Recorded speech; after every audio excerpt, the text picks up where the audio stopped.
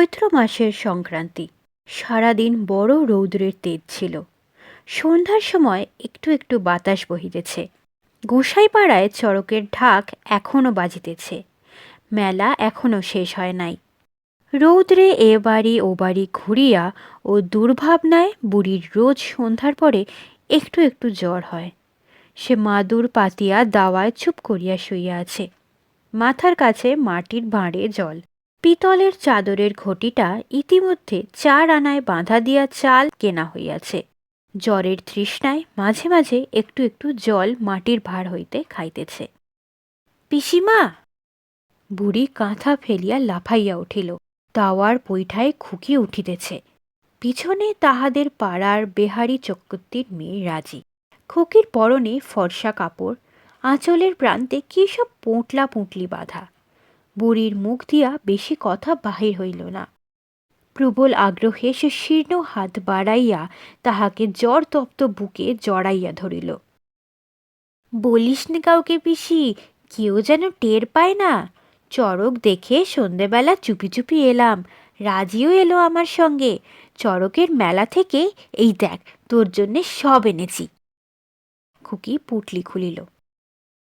মুরকি পিসিমা, তোর জন্যে 2 পয়সার মুরকি আর 2টো কদমা, আর খোকার জন্য একটা কাঠের পুতুল। বুড়ি ভালো করিয়া উঠিয়া বসিল। জিনিসগুলো নাড়িতে নাড়িতে বলিল, দেখি দেখি, ও আমার মানিক কত জিনিস এনেছে দেখো। রাজরানী হও, গরিব পিসির ওপর এত দয়া।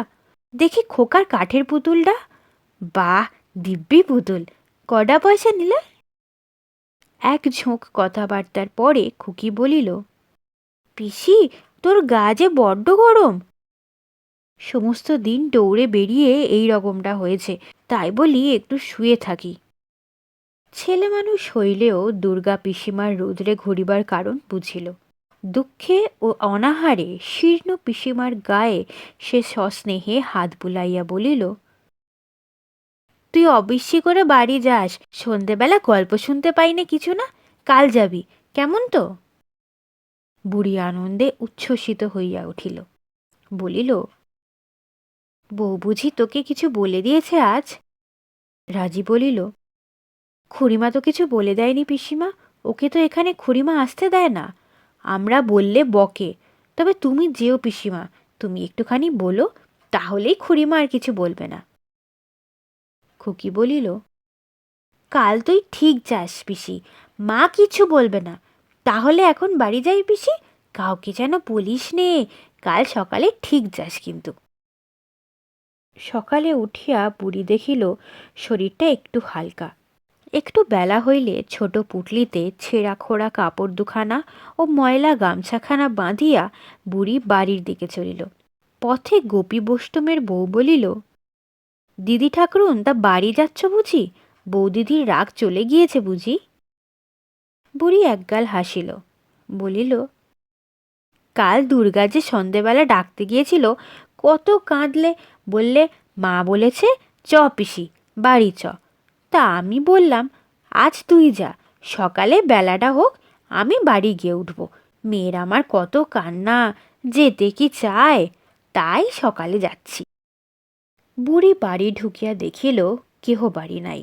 কাল সারা রাত জ্বর ভোগের পর এতটা পথ রৌদ্রের দুর্বল শরীরে আসিয়া বোধহয় অবসন্ন হইয়া পড়িয়াছিল। পুঁটলিটা নামাইয়া সে নিজের ঘরের দাওয়ায় পৈঠায় বসিয়া পড়িল। একটু পরেই খিড়কি দৌড় ঠেলিয়া সর্বজয়া স্নান করিয়া নদী হইতে ফিরিল। এদিকে চোখ পড়িতে বুড়িকে বসিয়া থাকিতে দেখিয়া সে বিস্ময়ে নির্বাক হইয়া একটুখানি দাঁড়াইল। বুড়ি হাসিয়া বলিল, ও বউ, ভালো আছিস? এই এলাম একদিন পরে, তোদের ছেড়ে আর কোথায় যাব এ বয়সে, তাই বলি। সর্বজয়া আগাইয়া আসিয়া বলিল, তুমি এ বাড়ি কি মনে করে? তার ভাবভঙ্গি ও গলার স্বরে বুড়ির হাসিবার উৎসাহ আর বড় রহিল না। সর্বজয়া কথার উত্তর দিতে না দিয়েই বলিল, এ বাড়ি আর তোমার জায়গা কিছুতেই হবে না, সে তোমাকে আমি সেদিন বলে দিয়েছি। ফের কোন মুখে এছো? বুড়ি কাঠের মতো হইয়া গেল। মুখ দিয়া আর কোনো কথা বাহির হইল না। পরে সে হঠাৎ একেবারে কাঁদিয়া বলিল, ও বউ, অমন করে বলিস নে, একটুখানি ঠাঁই দে আমারে। কোথায় যাব আর শেষকালটা বল দেখিনি, তবু এই ভিটেটাতেই। নাও, আর ভিটের দোহাই দিতে হবে না। ভিটের কল্যাণ ভেবে তোমার তো ঘুম নেই। যাও, এক্ষুনি বিদায় হও, নইলে অনর্থ বাঁধাবো। ব্যাপার এরূপ দাঁড়াইবে বুড়ি বোধহয় আদৌ প্রত্যাশা করে নাই। জলমগ্ন ব্যক্তি যেমন ডুবিয়া যাইবার সময় যাহা পায় তাহাই আঁকড়াইয়া ধরিতে চায়, বুড়ি সেইরূপ মুঠা আঁকড়াইয়া আশ্রয় খুঁজিতে লক্ষ্যহীনভাবে এদিক ওদিক চাহিল। আজ তাহার কেমন মনে হইল যে বহুদিনের আশ্রয় সত্য সত্যই তাহার পায়ের তলা হইতে সরিয়া যাইতেছে, আর তাহাকে ধরিয়া রাখিবার উপায় নাই। সর্বজয়া বলিল, যাও, আর বসে থেকো না ঠাকুরজি, বেলা হয়ে যাচ্ছে, আমার কাজকর্ম আছে, এখানে তোমার জায়গা কোনো রকমে দিতে পারবো না। বুড়ি পুঁটলি লইয়া অতি কষ্টে আবার উঠিল। বাহির দরজার কাছে যাইতে তাহার নজর পড়িল তাহার উঠান ঝাঁটের ঝাঁটা গাছটা পাঁচিলের কোণে ঠেস দেওয়ানো আছে। আজ ৩-৪ মাস তাহাতে কেউ হাত দেয় নাই। এই ভিটার ঘাসটুকু, ওই কত যত্নে পোঁতা লেবু গাছটা, এই অত্যন্ত প্রিয় ঝাঁটা গাছটা, খুকি খোকা ব্রজপিসের ভিটা, তার ৭০ বৎসরের জীবনে এসব ছাড়া সে আর কিছু জানেও নাই, বুঝেও নাই। চিরকালের মতো তাহারা আজ দূরে সরিয়া যাইতেছে। সজনেতলা দিয়া পুঁটুলি বগলে যাইতে পিছন হইতে রায়বাড়ির গিন্নি বলিল, ঠাকমা, ফিরে যাচ্ছ কোথায়? বাড়ি যাবে না? উত্তর না পাইয়া বলিল, ঠাকমা আজকাল কানের মাথায় একেবারে খেয়েছে। বইকালে ওপাড়া হইতে কে আসিয়া বলিল, ও মা ঠাকরুন, তোমাদের বুড়ি বোধহয় মরে যাচ্ছে। পালিতদের গোলার কাছে দুপুর থেকে শুয়ে আছে, রোদ্দুরে ফিরে যাচ্ছিল, আর যেতে পারেনি। একবার গিয়ে দেখে এসো। দাদা ঠাকুর বাড়ি নেই, একবার পাঠিয়ে দেও না। পালিতদের বড় মাচার তলায় গোলার পাশে ইন্দির ঠাকরুন মরিতেছিল, এ কথা সত্য। হরিহরের বাড়ি হইতে ফিরিতে ফিরিতে তাহার গা কেমন করে, রৌদ্রে আর আগাইতে না পারিয়া এইখানে শুইয়া পড়ে। পালিতেরা চণ্ডীমণ্ডপে তুলিয়া রাখিয়াছিল।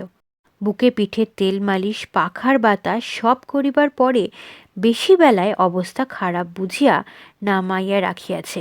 পালিত পাড়ার অনেকেই ঘিরিয়া দাঁড়াইয়া আছে।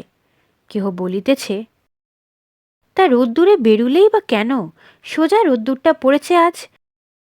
কেহ বলিতেছে, এখুনি সামলে উঠবে, এখন ভিড়মি লেগেছে বোধহয়। বিশু পালিত বলিল, ভিড়মি নয়, বুড়ি আর বাঁচবে না। হরিজ্যাঠা বোধহয় বাড়ি নেই, খবর তো দেয়া হয়েছে, কিন্তু এতদূর আসে কে? শুনিতে পাইয়া দীনু চক্রবর্তীর বড় ছেলে ফণি ব্যাপার কি দেখিতে আসিল। সকলে বলিল, দাও দাদা ঠাকুর, ভাগ্যিস এসে পড়েছ, একটুখানি গঙ্গাজল মুখে দাও দেখি। দেখো তো কাণ্ড, বামুন পাড়া না কিছু না, কে একটু মুখে জল দেয়। ফণি হাতের মৈচি কাঠের লাঠিটা বিশুপালিতের হাতে দিয়া বুড়ির মুখের কাছে বসিল, কুশি করিয়া গঙ্গাজল লইয়া ডাক দিল, ও পিসিমা। বুড়ি চোখ মেলিয়া ফ্যাল ফ্যাল করিয়া মুখের দিকে চাহিয়াই রহিল। তাহার মুখে কোনো উত্তর শোনা গেল না। ফণি আবার ডাকিল, কেমন আছেন পিসিমা? শরীর কি অসুখ মনে হচ্ছে? পরে সে গঙ্গাজলটুকু মুখে ঢালিয়া দিল, জল কিন্তু মুখের মধ্যে গেল না। বিশ্বপালিত বলিল, আর একবার দাও দাদা ঠাকুর। আর খানিকক্ষণ পরে ফণি বুড়ির চোখের পাতা বুঝাইয়া দিতেই কোটরগত অনেকখানি জল শীর্ণ গাল দুটা বাহিয়া গড়াইয়া পড়িল।